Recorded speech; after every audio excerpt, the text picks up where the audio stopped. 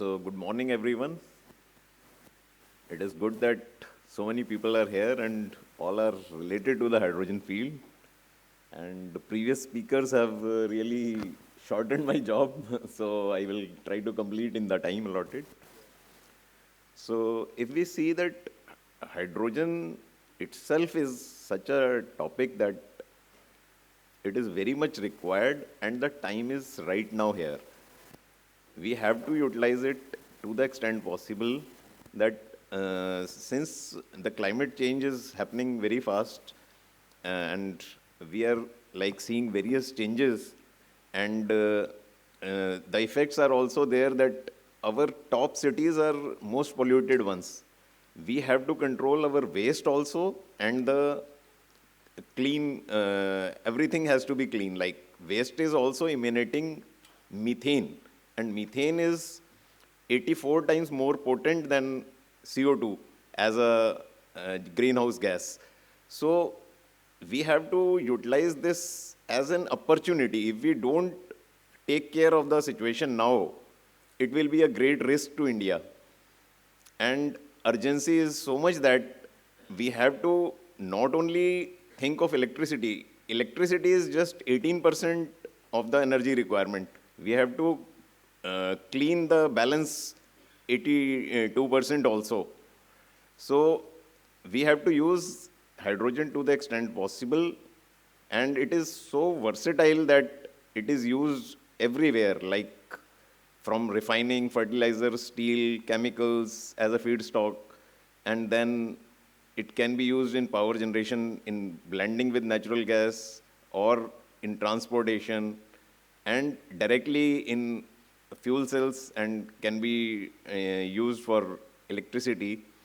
And there are many other ways of using hydrogen, like we can use HHO wherever we need cleaner combustion or cleaner use. So brown gas is used. Now the storage part, we are seeing that how to store it. Like if we see in Hong Kong, town gas is being used for since many years, and it is nothing but 49% hydrogen in it. So we should not reinvent, rather whatever has been invented, we should utilize it properly and fast, because climate change will not give us time to wait for R&D to develop and then cost reduction will come and then we will do it. Whatever way in most economical, cost competitive manner we can do, we should do. Collaboration with academia, industry, startup has to be at a greater scale, and early to intermediate stage funding should be easily done. What is happening is when somebody starts inventing something, does some experiments, he needs say 10 lakh rupees for going to the TRL 4 level. But he is not getting that 10 lakh rupees. But if somebody has done some work, invested 1 crore, he needs 20 crores, 10 crores for going to TRL 6 level, he can get that fund. But it is too late. So if we, and till that time, many inventions get died down. So we should try to see that hydrogen can be used, like we have seen in Tokyo Olympics, in China Olympics also, that for everything hydrogen has been used. And now, not only we should consider on electrolyzers, although since the topic is electrolyzer, I am dedicating my presentation to that. But before that, let me tell you, from waste we can get methane, and that methane can be converted, not only the Hazer process which Rao Sahab showed, so many other processes are there. Monolith in USA is doing it commercially already. And similarly, there are more value-added products also which can be formed, like graphene, fullerene, and all these things like have multiple applications. And the rates of graphene is 5,000 rupees per kg. Fullerenes are 10,000 rupees per kg. If we try to go into this line and subsidize the cost of hydrogen with the value-added products, when hydrogen is the cheapest fuel, it becomes like, if we take the value of the byproducts into account, lot of hydrogen usage will increase. Nobody will go for natural gas and other things, which for India it is so much important that we import so much oil and natural gas, and now coal also we are importing.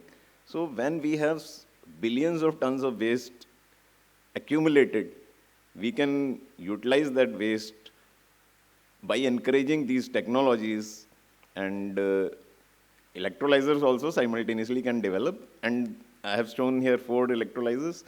All have different specific applications, and some have rare earth metals used, like PGM metals and other things. Some have specific membranes used. But AEM seems to be very fast developing, and AEM electrolyzer doesn't use PGM materials. And also, in some companies, the membrane is also not Nefian membrane. So this can be more cost economic also. But whatever way, if we use electrolyzers, we consume lot of space for renewable energy. And presently, what we call as solar energy or renewable, this is only PV.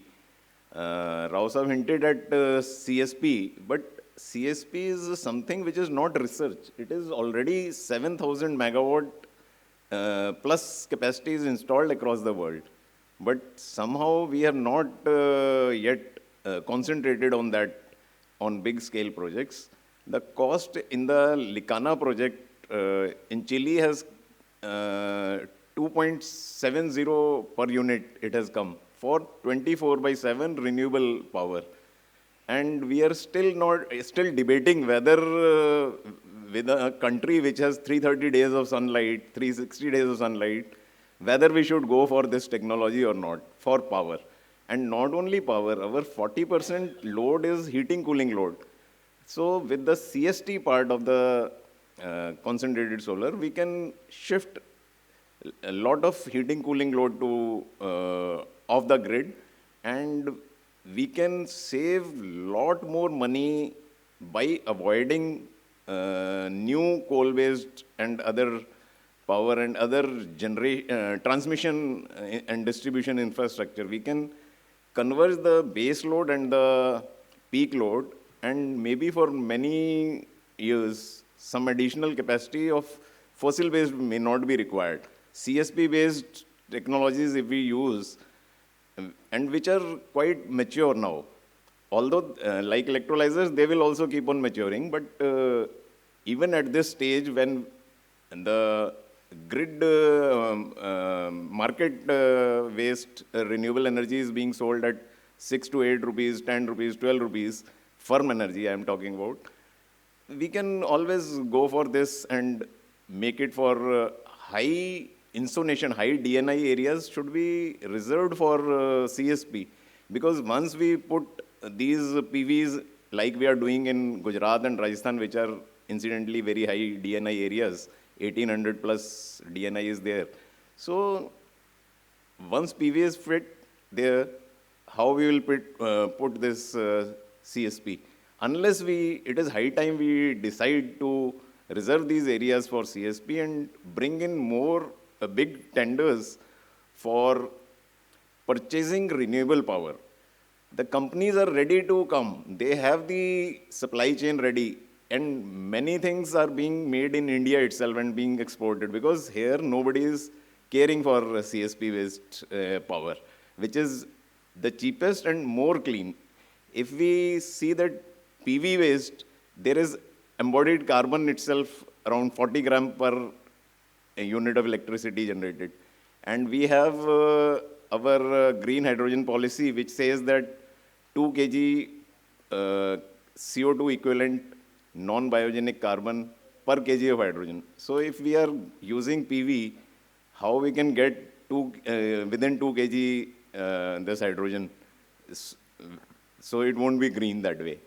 Now, there are different technologies coming up, like AEM and SOE are developing more high-efficiency electrolyzers in these various categories also coming. Then H2 panels are coming. Even membrane-less electrolyzers are also available.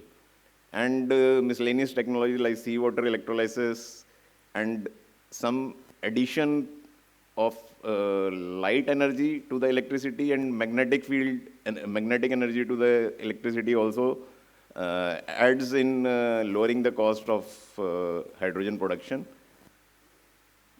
So this Cipher Neutron, one Canadian company, has come up with novel AEM electrolyzer. They have their membrane is also different, and it is not having any PFAS material, which are called as chemicals forever. And we are trying to control one problem, but using such membranes which will not deteriorate, degrade even in thousands of years, millions of years. And we'll be suffering by taking them in our water and food chain also. So many other things are being done, and this company is targeting that they can come at lowest cost, maybe 5 crore per megawatt very soon. Rajan, 1 minute. Yeah. So again in SOEC, one Bloom company is there, but Topsoe is coming up fast with the SOEC electrolyzer, and which is again cost competitive. So to get hydrogen at less than 1 rupees per kg, we have to have different things to be attacked. This is a part of one patent listing this. So in various areas, there are different techniques. Like I have marked these in this form, and for every one point, there are at least 10 companies which are doing some R&D something. So lot of scope is there for further coming down of the cost. Now I'll come to some companies which are already doing at some scale. So बदलते जाइए हाँ lot of patents are coming up, and country-wise patent shares are also in different technologies we can classify. Then one company is this Solhide. It has H2 panels. It is taking water from the humidity of the air and producing hydrogen. Already it is there. Then Hysata Electrolyzers, Australia is having efficiency of 95% in their electrolyzers.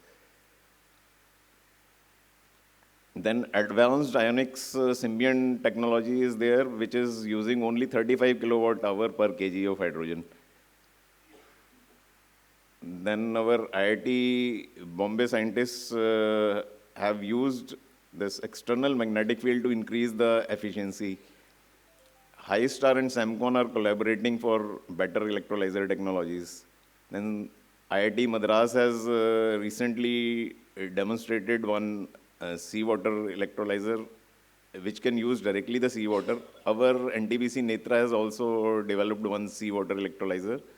And this IIT Madras one is going to commercialize soon. So high tech, they have a parabolic dish which produces heat to 900 degrees centigrade, and then they are producing hydrogen through one PV is called concentrated PV, and the electrolyzer is also built in the dish itself. Like the top side where the receiver is there, at the back of it, the electrolyzer is built, and in between the PV is there. It is the CPV, concentrated photovoltaic, is working at that high temperature and giving DC directly to the electrolyzer and producing hydrogen. So in one pipe, water is coming. In one pipe, hydrogen is being extracted, and in the third pipe, oxygen is extracted. And the waste heat, so-called waste heat, is also getting transmitted and used for some heating applications. This is the bigger view of that electrolyzer cum CPV cum receiver of the heat. So this is like, it can be, it is being done, and now they are executing one order in which 100 such dishes are being put in one factory, and they call it ARB. ARB is tree. So uh, they are calling it as ARB, and 100 ARBs they call it forest. So that they are putting one forest. Rajan Saab, Just 2 minutes. Membrane-less electrolyzer, CpH2 is there. Now, membrane also can be avoided, which is also a good thing. CpH2 is already doing it. They use cryogenics for gas separations. H2 Pro, they are also having one technology. And New Trace in India is already doing this. So H2 Pro technology is called E-Tech membrane-less electrolyzer. They say electrochemical is E, step, and thermally activated chemical. They produce hydrogen and oxygen in different steps. CpH2 also has membranous electrolyzer. Then New Trace has developed this. You can see that there is no membrane electrolyzer. Electrodes are quite separately. Now the latest technology is microbial electrolysis cell. In this, hardly any voltage is required, and microbes do the thing, and the substrate is biomass. So waste to hydrogen is the cheapest which can be developed fast.